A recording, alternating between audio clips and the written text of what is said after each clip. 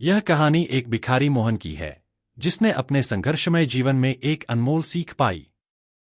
वह एक छोटे से गांव में रहता था।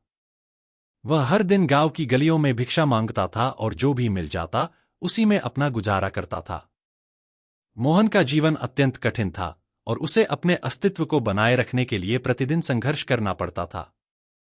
लेकिन उसके दिल में एक अलग तरह का शांति थी, जो उसे किसी भी परिस्थिति में सहेज कर रखती थी। मोहन एक दिन गांव के मंदिर के पास बैठा हुआ था, जहां पर गांव के लोग पूजा करने आते थे।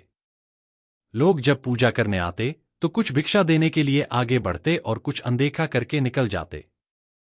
मोहन ने देखा कि हर दिन लोग अपने जीवन की समस्याओं से परेशान होकर आते थे और भगवान से उन्हें दूर करने की प्रार्थना करते थे।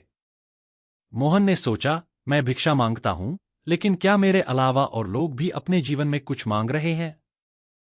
एक दिन भगवान बुद्ध गांव में आए। गांव के लोग उन्हें देखकर बहुत प्रसन्न हुए और उनका स्वागत करने के लिए एकत्रित हो गए। मोहन भी उस भीड़ में खड़ा था। बुद्ध ने लोगों को संबोधित करते हुए कहा, जीवन में सच्ची शांति और संतोष तभी प्राप्त हो सकते हैं जब हम अपने भीतर की शांति को समझें और उसे स्वीकार करें। बुद्ध की बातों से प्रभावित होकर मोहन ने बुद्ध से पूछा, गुरुजी, क्या भिक्षा मांगना गलत है? क्या यह जीवन का सही तरीका है? बुद्ध ने मुस्कुराते हुए मोहन को देखा और कहा, भिक्षा मांगना अपने आप में न तो सही है न गलत। यह उस पर निर्भर करता है कि हम इसे किस दृष्टिकोण से देखते हैं।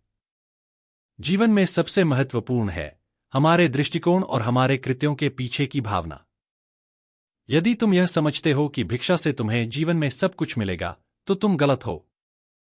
लेकिन यदि तुम इसे एक साधन के रूप में देखते हो, तो यह तुम्हें सच्चाई के करीब ले जा सकता है। बुद्ध की बातों ने मोहन को गहराई से प्रभावित किया।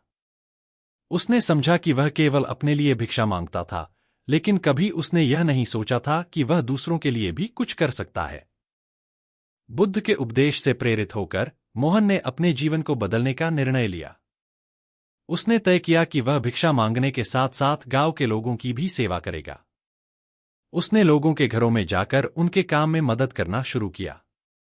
वह बुजुर्गों के लिए पानी लाता, बच्चों के साथ खेलता और उनकी शिक्षा में मदद करता। मोहन के इस परिवर्तन को देखकर गांव के लोग भी उसकी प्रशंसा करने लगे।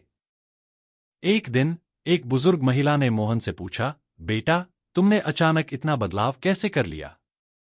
मोहन ने मुस्कुराते हुए उत्तर दिया, मां, मैं समझ गया हूं कि जीवन का असली मतलब केवल भिक्षा मांगना नहीं है।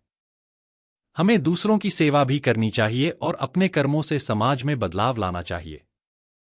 मोहन ने महसूस किया कि भिक्षा केवल एक माध्यम है जिससे वह अपने जीवन की आवश्यकताएं पूरी कर सकता है, लेकिन इससे उसे सच्ची संतोष नहीं मिलती। उसने यह भी महसूस किया कि सच्ची भिक्षा का अर्थ केवल धन या भोजन मांगना नहीं है, बल्कि जीवन के लिए जरूरी सच्चाइयों को स्वीकार करना है। उसने बुद्ध की शिक्षा को अपनाया और अपने जीवन में सच्ची शांति प्राप्त की। मोहन का यह परिवर्तन देखकर गांव के लोग भी प्रेरित हुए।